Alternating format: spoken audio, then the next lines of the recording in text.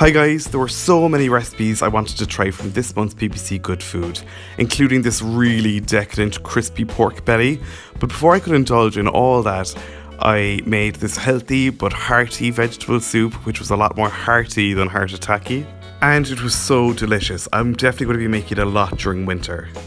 Start off with the croutons. Add 200 grams of cut up sourdough bread to a baking tray.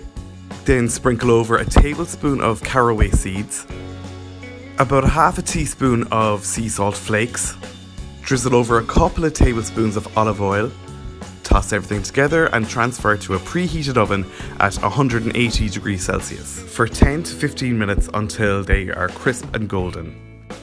Now chop your veg, quite a lot of it, and it's all going to be added at different times, so it's best to categorise them according to when they will be added. First to be added to the pot is the garlic, carrot and potato, so go ahead and chop them. Start by peeling the carrot and chop it into small dice. Then add it to a bowl and set aside. Now chop your potato into similar sized dice. I'm using 2 potatoes here instead of 1 like the recipe wanted because I'm using small new potatoes, and you don't need to peel these either, just give them a good wash. Now add them to the bowl with the carrots while you get on with chopping your garlic. The recipe calls for 1 clove, but I'm using 4 here because they're really small and I always like to add a bit extra garlic when it goes in at the start of the cooking. So add them to the potato and carrot while you get on with your tomato and celery.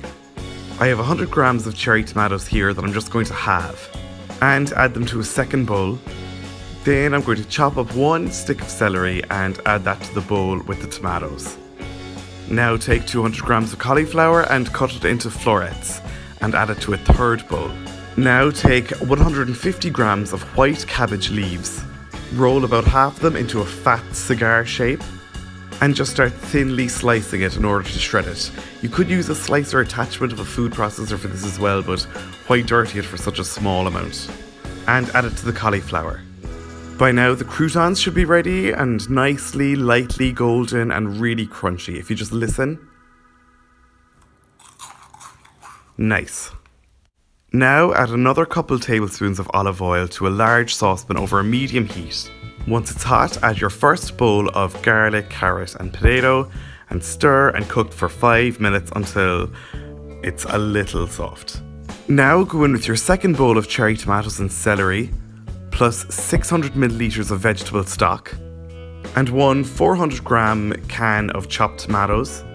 Now you're also supposed to add a bouquet garni, which is a bunch of herbs tied up with kitchen twine, but I couldn't find any twine, so I just added the herbs as they were. 2 bay leaves, a sprig of rosemary and 2 sprigs of thyme. Add a pinch of sea salt flakes and give everything a good stir. And allow everything to come to the boil before you reduce the heat and allow to simmer for 10 minutes. Then add the third bowl with the cauliflower and the cabbage and cook for 15 minutes until the veg is tender.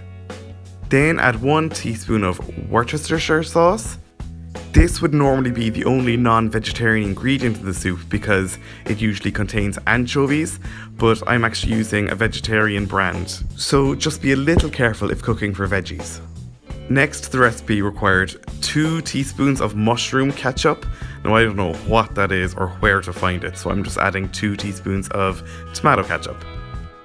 Now mix that in and remove any of those herbs that you can find. It's no big deal if any of them stay in the bowl, and serve at the table.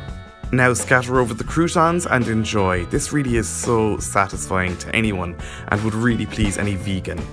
Thanks a million for watching guys. I really hope you liked this recipe and will try it at home yourselves.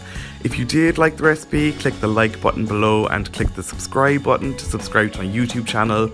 And check me out on social media. You'll find all the links to my accounts in the description below, as well as the link to that video for the crispy pork belly, and the link to my blog where you'll find this full recipe at www.rookiecook.org.